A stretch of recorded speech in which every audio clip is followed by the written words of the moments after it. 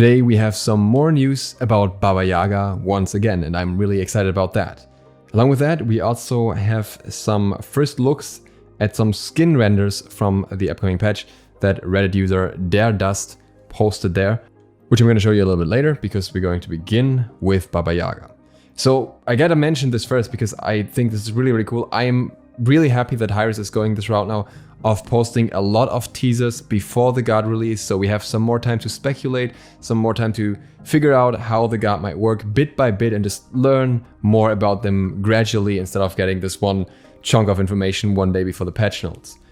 What we got today is a recipe book. You can see the images on the side. Unfortunately, they're really small because they're from a GIF, and the GIF was relatively small on Twitter as well, so I don't have access to a bigger version of that. But I was able to write down all the text on them so that I can actually figure out what these are about. So there are 3 different recipes, and these will be tied to Baba Yaga's brews.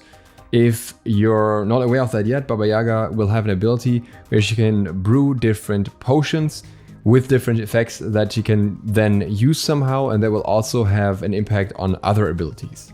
So for example, our hut, which we already heard a little bit about the other day with the poem, which will be in the ultimate very likely in some way, will utilize these potions in a way as well. How exactly these potions will be used is another question that's not quite clear yet, but it seems that you can somehow fire them potentially at enemies. The first potion that we have here is Vengeful Veil. The ingredients are a vial of Manticore's blood, 2 bat wings, a few drops of snake venom, 1 giant's toe, 3 phoenix feathers, and a pinch of grave dust. Now, based on the name and on the ingredients, I would assume that this is some sort of a damaging potion. While these ingredients could just be written down randomly, I think it would make more sense for them, or at least for the names, to be a hint at what the potions will do. And a vengeful one that includes snake venom to me seems like it will do at least some degree of damage. But then it is also a veil, so maybe it has some function of stealth, of hiding you in some way as well. I think it's more unlikely. I think they just went with the alliteration here of the 2 V's, but who knows. The next one is Glacial Grasp.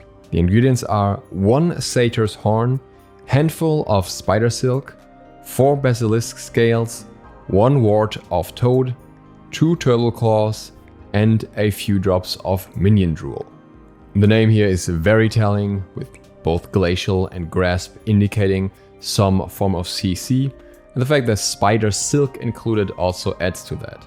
So I think this will be some sort of brew that can either slow or root or any other form of CC really. Probably not a knockup, but maybe a stun as well. Really depends on how intense these potions may be as well. And in case of Glacial Grasp, it also depends a little bit on the last potion, because that is Withering Will. This has, I think it says rib of harpy, 10 troll teeth, 1 centaur's hoof, a cup of noxious fungus, pinch of earthworms, and the eye of Cyclops. By the way, all of them say best consumed on April 1st, 2020 at 3 PM ET at the bottom. That is obviously when the patch notes are. I don't think that these particular things are an April Fool's joke though. The name Withering Will to me sounds like we can expect some form of decay with this potion. This could potentially just be a dot, but I'm not quite sure how it would be set apart from the Vengeful Veil potion in that case. It could also be something that scales over time, maybe a ramping up slow. That would mean that Glacial Grasp would have some other form of CC, but I wouldn't rule it out. While we don't know the exact effects of everything, we know that there will be 2 slots for the potions, but this could mean that you could have 2 potions at the same time, because there's also a swap function for that, an equip or unequip function. Or it could mean that these 2 slots are for the ingredients that you have to use to mix the potions. Because there are 3 different outcomes basically, blue, green, and red. And I guess those might match the potions. You'd have the blue for the glacial one, you'd have the green for the withering one, and the red for the vengeful one. And from the information that we have so far, it seems like you're the only one who can use the potion when you're playing Baba Yaga and not give it to teammates. And that's the Baba Yaga info for today, but as I mentioned, we also have some renders of the upcoming skins. These were all made by Daredust, who posted them on Reddit, and I will link them all in the description down below so you can check them out. The first one is a skin that was actually based on a concept or design from Wolfdog Art. Many of you may be familiar with him at this point. He's got quite a few skins into Smite. He likes that grim style in particular. I will link that down below as well, and you can see it here. And this is what the 3D rendered model looks like.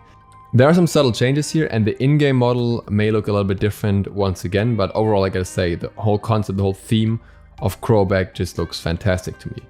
This skin will also apparently be using the updated version of Sobek's base model, where he stands a little bit taller, which in my opinion will automatically make it one of the better looking skins for him.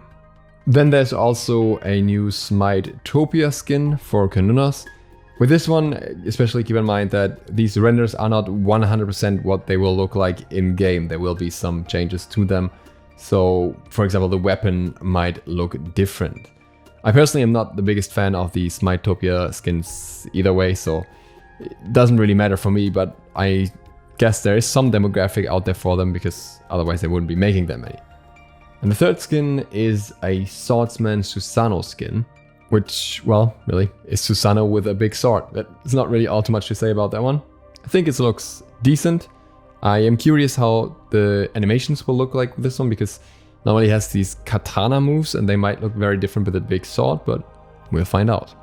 And that is all the news we have for today. The video that I originally wanted to make is going to be postponed a little bit. That topic will be, is Smite growing or is Smite dying? Revisited. There's a lot of interesting new statistics that I want to dive into. So that will come in the near future, and if you're interested in that, or generally in Smite content, feel free to hit the sub button and maybe the bell. It really helps me out. And other than that, see you for the next one, whenever it's released. Maybe tomorrow. DukeSloth, out.